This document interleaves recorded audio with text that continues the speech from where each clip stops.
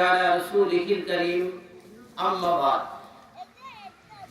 قال الله تعالى وقرن في بيوتكن ولا تبرجن تبرج الجاهلية الأولى قال رسول الله صلى الله عليه وسلم المرأة إذا صلت خمسها وصامت شهرها وأحسنت فرجها وطاعت بالها فلتدخل من أي أبواب الجنة أو كما قال عليه الصلاة والسلام الحمد لله আল্লাহ তাআলার দরবারে লাখ কোটি শুকরিয়া যে মহান আল্লাহ দয়া করে মায়া করে চর খাদ্দি যুবক সমাজের উদ্যোগে এই মাহফিল কার্যক্রম করার তৌফিক দান করেছেন ওই মহান আল্লাহ তাআলার দরবারে শুকরিয়া আদায় করি আলহামদুলিল্লাহ। আজকে আমাদের যে মাহফিল হবে এই মাহফিল হলো কোরআন ও হাদিসের পাঠদান অথবা কোরআন ও হাদিসের শিক্ষা বা তালিম। যে তালিম সম্পর্কে রাসূল করিম সাল্লাল্লাহু আলাইহি ওয়াসাল্লাম বলেন তাআল্লামুল ফারাইদ ওয়াল কুরআন ওয়া আল্লিমুন নাস ফা ইন্নী মাবুস। তাআল্লামুল ফারাইদ ওয়াল কুরআন, তোমরা ফরজ এবং কোরআনকে শিক্ষা করো, কেননা আমি চিরদিন থাকব না।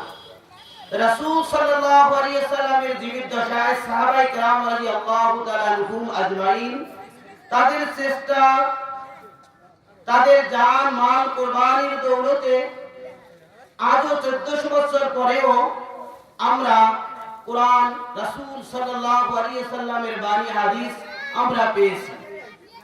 ঠিক এমনি ভাবে রাসূলের সাহাবায়ে কেরাম থেকে অসংখ্য তাবেঈনের মধ্য থেকে কিছু সংখ্যক লোকের চেষ্টা এবং কুরবানির বদলতে তাবেঈনদের পর্যন্ত দিন পৌঁছছে। তাবেঈন থেকে এরকম করে ধীরে ধীরে উলামায়ে কেরামের কুরবানির দ্বারা এবং উলামায়ে কেরামের সাথে সম্পৃক্ত কিছু মুসলিমদের চেষ্টার দ্বারা এই পর্যন্ত আমাদের কাছে দিন পৌঁছেছে। এজন্য সকলেরই প্রশংসা করার দরকার। যাই হোক, দ্বীনের যতগুলি কাজ আছে এই কাজের ভিতরে রাসূল করিম সাল্লাল্লাহু আলাইহি ওয়াসাল্লাম যে সমস্ত কাজ করেছেন এই কাজের ভিতরে সর্বপ্রথম যে কাজটা ছিল এটা হলো দাওয়াতের কাজ। রাসূল করিম সাল্লাল্লাহু আলাইহি ওয়াসাল্লাম দীর্ঘদিন চেষ্টার বদলতে যে নবুয়তি পাইলেন, আল্লাহ তাআলা তাকে আগেই সিলেক্ট করে রেখেছিলেন নবুয়তির জন্য, নবী বানাবেন। তার আখলাক, তার ব্যবহারের দ্বারাই মানুষ বুঝতে পেরেছে যে মুহাম্মদ সাল্লাল্লাহু আলাইহি ওয়াসাল্লাম ইনি পূর্ব থেকেই মানুষ বুঝতে পারেছেন যে সে নবী হবে। যাই হোক, আল্লাহ তাআলা যখন ওনাকে নবুয়তি দায়িত্ব দিলেন, নবুয়তি দায়িত্ব পাওয়ার পরে সর্বপ্রথম উনি যে কাজ করেছিলেন এটা হলো দাওয়াতের কাজ। এই দাওয়াতের যতগুলি সেক্টর এবং যতগুলি শাখা প্রশাখায় আমাদের কাজ চলে এর ভিতরে ওয়াজ ও মাহফিল হলো একটা শাখা প্রশাখা। এটা সমস্ত মুসলিমদের জন্য একটি দ্বীনি সভা বা ওয়াজ ও মাহফিল। প্রত্যেকটা মুসলমানের জন্য এই ওয়াজ মাহফিলের ওয়াজগুলি শোনা, উলামায়ে কেরামের আলোচনা শোনা একান্ত জরুরি। এই ওয়াজ মাহফিলের আলোচনার ভিতরে আবার দুটি ভাগ করা দরকার। একটা হলো আমাদের উলামায়ে কেরাম জুম্মার দিন শুক্রবারে যে আলোচনা করে, ঈদগাহ ঈদের দিনে যে আলোচনা করে, এই আলোচনাগুলি সমস্ত পুরুষ যারা মসজিদে যায় তারা শুনতে পারে, কিন্তু যারা মসজিদে যায় না তারা সেই আলোচনাগুলি শুনতে পারে না। এজন্য আবার বিভিন্ন মাঠে ময়দানে ওয়াজ ও নসিহত হয়, যাতে সর্বশ্রেণীর লোক যারা মসজিদে যায়, যারা মসজিদে যায় না, পুরুষ এবং নারী সর্বশ্রেণীর লোক, সুস্থ অসুস্থ সবাই যাতে ওয়াজ নসিহত শুনতে পারে, মহল্লাবাসী শুনতে পারে। এজন্য আবার নতুন করে একটি মেহনত, সেটা হলো একটা প্যান্ডেল করা হয়, মাইক ভাড়া করা হয়, যাতে সবাই ওয়াজ নসিহত শুনতে পারে। যাই হোক, রাসূল করিম সাল্লাল্লাহু আলাইহি ওয়াসাল্লাম বলেন ইন্নাল উলামা ওয়ারাসাতুল আম্বিয়া, উলামায়ে কেরাম হলো আমার প্রিয় সাহাবী হযরত আবু বকর সিদ্দিক রাদিয়াল্লাহু তাআলা আনহু বর্ণনা করেন যে আমি রাসূল করিম সাল্লাল্লাহু আলাইহি ওয়াসাল্লামকে বলতে শুনেছি, উনি বলেন উকুদু আলিমান আও মুতাআল্লিমান, তুমি আলেম হও অথবা আলেমের ছাত্র হও। যে ভাই আলেমের ছাত্র হওয়ার জন্য মাদ্রাসায় সর্বশ্রেণীর লোকে ভর্তি হওয়া সম্ভব না। যাদের বয়স হয়ে গেছে, যারা বিভিন্ন কাজকর্ম চাকরির ভিতরে লিপ্ত, তাদের জন্য একটা সুবর্ণ সুযোগ আছে, সেটা হলো ওয়াজ নসিহতে যেয়ে ওয়াজ নসিহতের মাধ্যমে উলামায়ে কেরামের কাছ থেকে আল্লাহ তাআলার বাণী এবং রাসূল করিম সাল্লাল্লাহু আলাইহি সাল্লামের বাণীগুলি শিক্ষা করা। আর এই মাইকের আওয়াজ এই পর্যন্ত যায়, প্রতিটি মা বোনের কাজ হলো যে আজকের দিনটা শুরু, আজকের দিনটা আমি উলামায়ে কেরামের আলোচনা শুনবো, এই নিয়তে। আল্লাহ রাসূল সাল্লাল্লাহু আলাইহি সাল্লামের একটা হাদিস ইমাম বুখারী তার কিতাবের প্রথম হাদিস হিসেবে বর্ণনা করেছেন, ইন্নামাল আমালু বিন্নিয়াত। রাসূল করিম সাল্লাল্লাহু আলাইহি সাল্লাম বলেন, নিয়তের উপরে সমস্ত কাজ নির্ভর করে। এজন্য ভাই ও মা বোনদেরকে লক্ষ্য করে বলি যে যেখান থেকে এই মাইকের আওয়াজ শুনেন, যাদের এই প্যান্ডেলে আসা সম্ভব নয় এমন ব্যক্তিদেরকে লক্ষ্য করে বলি যে তারা যে যেখানে আছেন সেখান থেকে নিয়ত করবেন, যদি আজকে উলামায়ে কেরামের জায়গায় রাসূল জীবিত থাকতো, তাহলে রাসূলের কথাগুলি আমরা যেইভাবে গুরুত্ব দিয়ে শুনতাম, এইভাবে আমরা উলামায়ে কেরামের আলোচনা শোনার চেষ্টা করব। তাহলে আজকে যেরকম রাসূল সাল্লাল্লাহু আলাইহি সাল্লাম বলেন, ইন্নাল উলামা ওয়ারাসাতুল আম্বিয়া, উলামায়ে কেরাম হলো আমার ওয়ারিস। আর যারা উলামায়ে কেরামের কথা শ্রবণ করবে, যে সমস্ত মা বোন উলামায়ে কেরামের কথা শ্রবণ করবে, এরা হবে সাহাবায়ে কেরামের ওয়ারিস। আর এক শ্রেণীর লোক থাকবে যারা রাস্তাঘাট বাজার বিভিন্ন জায়গায় থাকবে, খেল তামাশার ভিতরে সময় কাটাবে, আড্ডার ভিতরে সময় কাটাবে, তারা শয়তানের চক্করে পড়ে এই বিশাল নেকের কাজ থেকে মাহরুম হবে।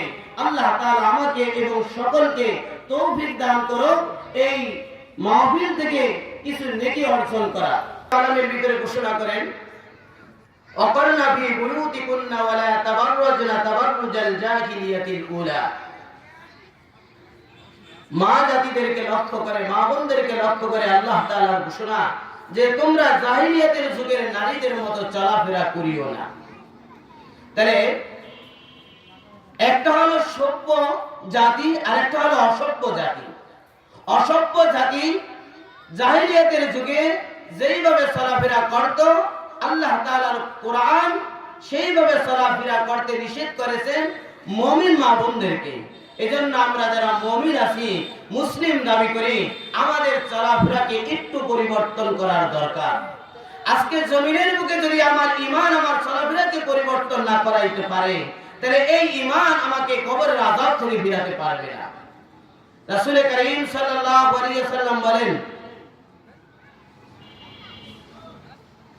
যদি কোনো মা বোন 5 ওয়াক্ত নামাজ পড়ে, রমজানের রোজা রাখে, স্বামীর হুকুম পালন করে, পর্দায় থাকে, এই 4টা গুণ যার আছে, আল্লাহ রাসূল সাল্লাল্লাহু আলাইহি ওয়াসাল্লাম বলেন, ফালতাদখুল মিন আইয়ি আবওয়াবিল জান্নাহ, ওই মা বোন বিনা হিসাবে জান্নাত।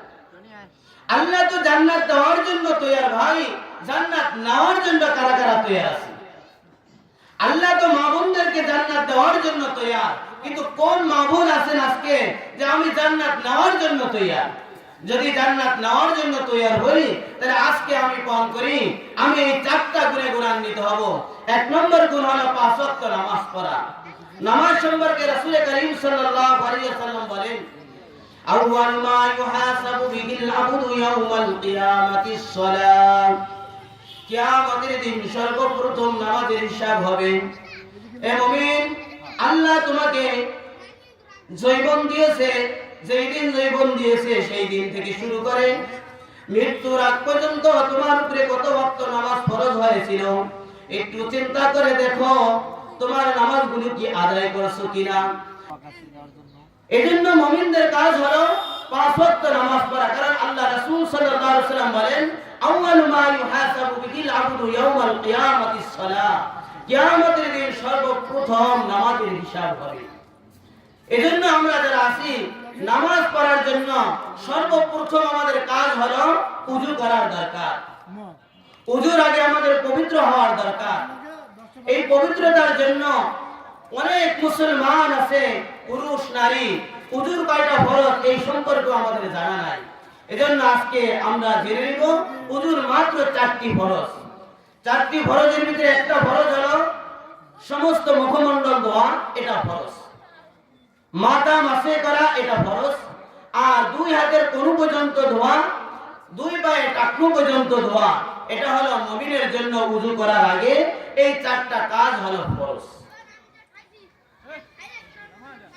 সারা জীবনে দুনিয়ার সব কিছু জানি, কিন্তু আফসোস এবং পরিতাপের বিষয় উযুর যে 4টা ফরজ, এই ফরজ সম্পর্কে আমাদের ধারণা নেই।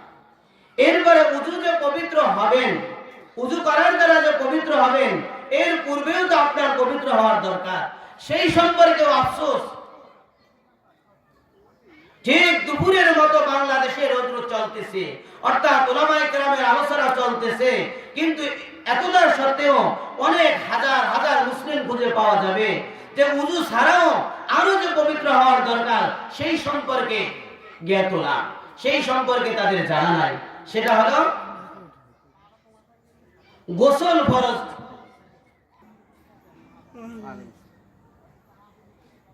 আজকে শারীরিক অসুস্থতার জন্য আমরা ডাক্তারের কাছে যাই যে ভাই আমার তো এই রোগ হয়েছে, এই সমস্যা হয়েছে, চিকিৎসা করে আমরা সুস্থ হওয়ার জন্য চেষ্টা করি। কিন্তু ঈমান অসুস্থতার কারণে আমরা কারা আছি যে উলামায়ে কেরামের কাছে যাইয়া আমরা মাসআলা জিজ্ঞাসা করব। অথচ দেখা যায় আমাদের ভিতরে কোনো কথা জানা নাই, কোনো ইলম নাই, আত্তাহিয়াতু জানা নাই, দুরূদ শরীফ জানা নাই, দোয়া মাসুরা, দোয়া কুনুত, আরে নামাজ পড়তে মাত্র যেই চালান লাগে সেই চালান নাই, কিন্তু সেই ব্যক্তি ফতোয়া দিতেছে। অথচ ফতোয়ার কাজ উলামায়ে কেরামের না, ফতোয়ার কাজ ছিল মুফতি কেরামদের, যারা মুফতি, অভিজ্ঞ মুফতি, তারা হলো ফতোয়া দিবে। আর আজকে সেই ফতোয়ার কাজ এমন মানুষ করতেছে যার আত্তাহিয়াতু, দুরূদ শরীফ, দোয়া মাসুরা কিচ্ছু জানা নাই, সে ফতোয়া দিতেছে। ভাই, উলামায়ে কেরামের আলোচনা শোনার দরকার। আজকে যে মাহফিল হইতেছে 18ই ফেব্রুয়ারি, এই বছর আর কোনোদিনও আসবে না, আর এই মাহফিলও কোনোদিন হবে না। এজন্য যে যেখানে আছেন সকলকে বলবো উলামায়ে কেরামের আলোচনা শোনার জন্য ধীরে ধীরে মাহফিলে চলে আসেন। রাসূল করিম সাল্লাল্লাহু আলাইহি ওয়াসাল্লাম বলেন, যেই ব্যক্তি মাহফিল শোনার জন্য আপন ঘর থেকে বাইর হয়, আপন দোকান থেকে বাইর হয়, আপন স্থান থেকে বাইর হয়, আপন আপন জায়গা থেকে বাইর হয়ে প্রতিটা কদম মারবে, প্রতিটা কদমের বিনিময়ে আল্লাহ তাআলা তার আমলনামায় এক এক করে রেখে দিবে, এক এক করে তার আমলনামা থেকে গুনাহগুলি মোচন করে দিবে, তার গুনাহগুলি মাফ করে দিবে। কিন্তু শয়তান পিছন থেকে ধোঁকা দিতেছে, মন কল্পনা আনতেছে, আরে এখন তো ওয়াজ শুরু হয় নাই, প্রধান বক্তার ওয়াজ শুনবো। যে ভাই, উলামায়ে কেরামের আবার প্রধান বক্তা আর দ্বিতীয় বক্তা আর তৃতীয় বক্তা আছে। উলামায়ে কেরাম তো উলামায়ে কেরাম, কোরআন তো কোরআনে, কোরআন আবার যদি দামি কাগজে ছাপানো হয়, নরমাল কাগজে ছাপানো হয়, কোরআন তো কোরআনে, কোরআনের আবার ফার্স্ট ক্লাস আর সেকেন্ড ক্লাস আছে। উলামায়ে কেরামের আলোচনা প্রধান বক্তা আর দ্বিতীয় বক্তা আছে। শয়তানের কত ধোঁকা, জায়গায় জায়গায় ধোঁকা। প্রধান বক্তা, বিশেষ বক্তা, বক্তার বক্তা না। আমি একজন উম্মত, আমার কাজ হলো উলামায়ে কেরামের ওয়াজ শুনবো। যে যেখানে আছেন সাবধান হয়ে যাই, শয়তানের ধোঁকা থেকে বাঁচবো। আর উলামায়ে কেরামের আওয়াজ শোনার জন্য, উলামায়ে কেরামের আলোচনা শোনার জন্য মাঠে চলে আসবে। মাছ কি পুকুরে হয়? মাছ কি পুকুরে হয়, নদীতে হয়, সাগরে হয়, না কলসের ভিতরে হয়? কলসির ভিতরে কি মাছ বড় হয়? এই বেয়াকুবের দল, কলসির ভিতরে যদি মাছ বড় হওয়া সম্ভব না হয়, গামলার ভিতরে যদি, পাতিলের ভিতরে যদি মাছ বড় না হওয়া সম্ভব না হয়, খোদার কসম বলি, হেদায়েত নেওয়ার জন্য চার দোকানে, রাস্তাঘাটে, বাদামের সামনে বয়ে আটটা মারে হেদায়েত নেওয়া কোনোদিন সম্ভব না। এই সমস্ত বেয়াকুবের কাজ হলো যে তারা গামলার ভিতরে মাছ বড় করবে। মাছ বড় করার জন্য নির্দিষ্ট পুকুর লাগবে, অথবা খাল বিল লাগবে, অথবা নদী লাগবে, অথবা সাগর লাগবে। মাঠ বাড়ির প্রশস্ত যত বেশি হবে, মাছ তত বেশি হবে, আর প্রশস্ত যত কম হবে, মাছের কি বরত্বটাও মোটে হবে না। এই জন্য যে সমস্ত লোকগুলি মাথার ভিতরে এটা ঢোকে যে আমি চার দোকানে বসে বসে ওয়াজ নসিহত শুনবো, আমি দোকানে বসে ওয়াজ নসিহত শুনবো, তবে আমার একটা ভয়, দীর্ঘদিন ধরে দুইটি ভয়। একটা হলো বনি ইসরাইলের উলামায়ে কেরাম উম্মতদেরকে বলতো, হে উম্মত তোমরা গুনাহ থেকে বাঁচো, তোমরা অপরাধ থেকে বাঁচো। কিন্তু দেখা গেল বনি ইসরাইলের উম্মত গুনাহ থেকে তো বাঁচেই নাই, বরং তারা গুনাহের উপরে স্থির ছিল। এই স্থির থাকার কারণে কিছুদিন পরে উলামায়ে কেরাম গুনাহের ভিতরে লিপ্ত হয়ে গেছে, আর আল্লাহ তাআলার গজব চলে আসছে। আজকের পরিস্থিতি এই যে উলামায়ে কেরাম যতই বলে যে গুনাহ থেকে বাঁচো, অপরাধ থেকে বাঁচো, অন্যায় থেকে বাঁচো, উম্মত তো বাঁচতেই আছে না, বরং নিজের গায়ে পড়লে মনে করে হুজুর আমাকে টার্গেট করে বের করছে। পরিস্থিতি এমন না যে ভাই আপনি ফতোয়া দেন যে কোন ব্যক্তি যদি মাছ কলসির ভিতরে বড় বানাইতে চায়, এই লোকটি কি জ্ঞানী না বোকা? যদি গামলার ভিতরে মাছ বড় বানাইতে চায়, এই লোকটি কি জ্ঞানী না বোকা? তাহলে এই লোকটি যদি বোকা হয়, যেই সমস্ত লোক চার দোকানে বসে ওয়াজ শোনার সিদ্ধান্ত নেয়, ঘরে বসে ওয়াজ শোনার সিদ্ধান্ত নেয়, এই লোকগুলি কি জ্ঞানী না বোকা? তার বিবেকের কাছে আমার প্রশ্ন।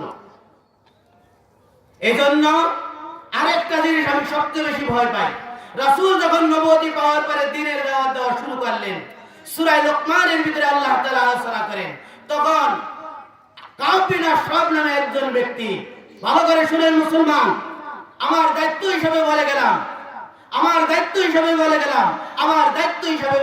তিনবার বললাম। সেটা হলো কাব বিন আশরাফ মানুষকে দিন থেকে দূরে সরানোর জন্য মানুষকে ডেকে ডেকে বিভিন্ন গল্প গুজবের বই পড়াইতো। আর আজকে মাহফিল হয় আর রাস্তাঘাটে দোকান হয়, এই দোকানগুলি মাহফিলের উল্টা রিঅ্যাকশন। এই দোকানগুলি হলো কাব বিন আশরাফের উত্তরাধিকারী। এই লোকগুলি দেখবেন মাহফিলের ভিতরে আড্ডা মারে, এই লোকগুলি দেখবেন তার ব্যবসা বাণিজ্য যেমন মাহফিলের দ্বারা ডিস্টার্ব করে, এমনি ভাবে পূজার ভিতরে তাদের পূজা আর মাহফিল সব সমান। কথা আমি ভুল বললাম নাকি? এই লোকগুলি তাদের ব্যবসার প্রতিষ্ঠানগুলি কোথায় বানায়? পূজায়ও বানায়, মাহফিলও বানায়। তাদের চৌকে পূজা আর মাহফিল এক চৌকে দেখে এরা মুমিন নয়, এরা হলো মুনাফিক। আল্লাহ তাআলা এই সমস্ত মুসলমানদের ঈমানকে ঠিক রাখিয়ে অন্ততপক্ষে এই নিয়ত করার তৌফিক দান করুন। আজকে আমার দোকানকে বন্ধ করলাম, আল্লাহর জন্য আমার দিনকে কুরবানি করলাম। আজকে আমি কোনো ব্যবসা বাণিজ্য আমি একটাই করব, উলামায়ে কেরামের আলোচনা শুনবো আর জীবনের পরিবর্তন ঘটাবো। ভাই ফল খাইলে ফলের ভিটামিন কি দেখা যায়? ফলের ভিটামিন দেখা যায়। আপনি ফল খাইতে কয়েকটি ভিটামিন ঢুকছে। তো ওয়াজ মাহফিল হয়, এই ওয়াজ মাহফিলের যে ফায়দা, এই হেদায়েত, এটা কি ধরে দেখানো যাবে? যদি ওয়াজ নসিহত না হইতো, মসজিদ যদি না হইতো, তাহলে আমাদের পশ্চিমা কালচার নাকি বলা হয় ইহুদি নাসারার কালচার এই মুসলিম আরো ছড়াই দিত। আল্লাহ তাআলা আমাদের সকলকে দ্বীনের সহিহ বুঝার মতো তৌফিক দান করুন। আর যে যেখানে আছেন সেখান থেকে ধীরে ধীরে একমাত্র সহিহ নিয়তে আল্লাহ তাআলার জন্য, জাহান্নাম থেকে বাঁচার জন্য, জান্নাতের আশায় মাহফিল আসার তৌফিক দান করুন। আমিন ওয়া আখিরু দাওয়ানা।